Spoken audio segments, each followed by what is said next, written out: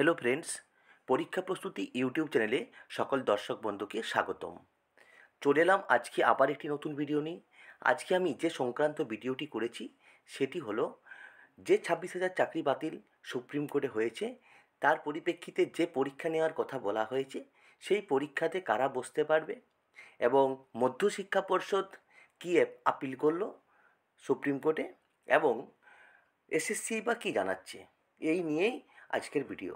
তবে ভিডিওতে যাওয়ার আগে সকলের কাছে বিনীত অনুরোধ, যারা এখনও আমার চ্যানেলটিকে সাবস্ক্রাইব করেননি তারা চ্যানেলটিকে সাবস্ক্রাইব করে চ্যানেলটির পাশে থাকুন।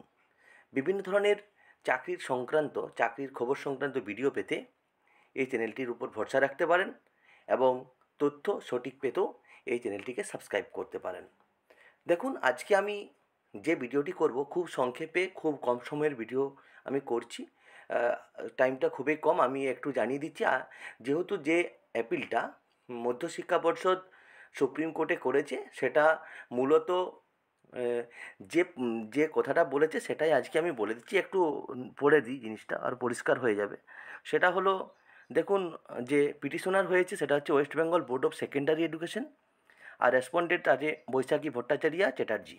আর কিছু এখানে আমি বলছি না, ডায়েরি নাম্বার আছে, দেখবেন সব কিছু আছে, নিজেরাও পেয়ে যাবেন নোটিশটা। দেখুন, প্রথম যে প্যারাটা আছে সেখানে দেখুন দেয়া আছে 2016 for recruitment of assistant teacher and group CD employees in the state with certain directions.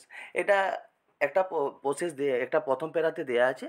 তারপরে দেখুন আরেকটা প্যারাতে দেওয়া আছে, তার 3 নম্বর প্যারাতে দেখুন দেয়া আছে the service will till the recruitment of fresh batch of teachers. এটা দেয়া আছে। এখন যে জায়গাতে সমস্যা হয়ে আছে সেটি হলো যে এই পরীক্ষাতে কারা বসতে পারবে বা বসার অধিকার কারা পাবে।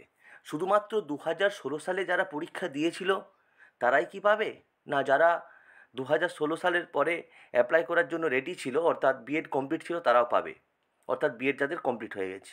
এটা নিয়ে কিন্তু চারদিক থেকে বেশ তর্ক বিতর্ক চলছে এবং তর্ক বিতর্কের মাঝখানেই আমার এই ভিডিও। তবে যদিও এই পুরো বিষয়টা ব্যক্তিগত অভিমত এবং ব্যক্তিগত অভিমতের উপরেই আমার এই ভিডিও। দেখুন, আজকে অনেকেই বলছেন যে শুধুমাত্র 2016 সালের ক্যান্ডিডেটরা পরীক্ষায় বসতে পারবেন, আবার অনেকেই বলছেন না, যারা নিউ তারাও বসতে পারবেন। এখন সমস্যা হয়ে গেছে, বর্তমান দিনে আমরা জানি একটি কেস চলছে সুপ্রিম কোর্টে, সেটা হচ্ছে ওবিসি মামলা। এই ওবিসি মামলার জন্য রাজ্য সরকার 3 মাস সময় চেয়ে নিয়েছেন। এই 3 মাসের মধ্যে কোনো রিক্রুটমেন্ট করা যাবে না, সেটা আমরা সকলেই জানি। তাই এই মুহূর্তে যদি নতুন পরীক্ষা নেওয়ার কথা বলেন তাহলে কিন্তু নতুনরা বসতে পারবেন না, এটা আমার ব্যক্তিগত অভিমত। আর যদি নতুনরা বসানোর একটা উদ্যোগ রাজ্য সরকার বা স্কুল সার্ভিস কমিশন নেয় তাহলে নতুন ওবিসির যে কাজকর্ম সেটা কমপ্লিট করার পরেই আশা করি এটা নেবে। কিন্তু কোথাও নোটিশে বলার নেই যে 3 মাসের মধ্যে পরীক্ষা নিতে হবে। এটা এক ধরনের ব্যাপার গেল। আরেকটা ব্যাপার হচ্ছে নোটিশ মেমো নাম্বার। এই নোটিশ মেমো নাম্বার হয়েছিল 2016 সালের পরিপ্রেক্ষিতে। তাহলে এখানে নতুনরা কিভাবে পাবে সেটাও বোঝা কিন্তু বেশ মুশকিল হয়ে যাচ্ছে। আরেকটা ব্যাপার হচ্ছে স্কুল সার্ভিস কমিশনের যে চেয়ারম্যান অর্থাৎ মাননীয় সিদ্ধার্থবাবু, উনিও কিন্তু এটা নিয়ে ক্লারিফিকেশান দিতে পারেনি। তিনিও বলেছেন আমাদেরও কিছু আইনি সহায়তা নিতে হবে। এটা আমরা ওনার সাংবাদিক বৈঠকে পেয়েছি, বা এই নিয়োগ সংক্রান্ত ব্যাপারে কেউ কিছু বলতে পারেনি, এটাও কিন্তু আমরা জেনেছি। তবে এই নিউ যে রিক্রুটমেন্ট হবে 26,000-এর মারফতে, 26,000-এর বদলে এটাতে যে কারা অংশগ্রহণ করবেন বা কোন প্রসেসে অংশগ্রহণ করবেন সবটাই কিন্তু ধোঁয়াশা। তবে যে অ্যাপিল মধ্যশিক্ষা পর্ষদ সুপ্রিম কোর্টে করেছেন, আশা করি সেখান থেকে অনেকটা ক্লিয়ার কাট খবর পাওয়া যাবে। তবে তার আগেও কিছুটা পাওয়া যেতে পারে। মাননীয় সিদ্ধার্থ মজুমদার মহাশয় যদি আপনার একটা সাংবাদিক বৈঠক করে সকলকে সেটা জানিয়ে দেয়। আমরা জানি স্কুল সার্ভিস কমিশন হচ্ছে স্বশাসিত সংস্থা, এর উপর হস্তক্ষেপ করা যায় না, বা ওনারা যেটা মনে করবেন বা যেরকমভাবে সিলেকশন করবেন সেটাই হবে। তবে এই মুহূর্তে এই দ্বন্দ্ব, অর্থাৎ 2016 না 2016 পরবর্তী কারা পরীক্ষায় বসবে, বিভিন্ন মাধ্যমে বিভিন্ন কথা উঠে আসছে।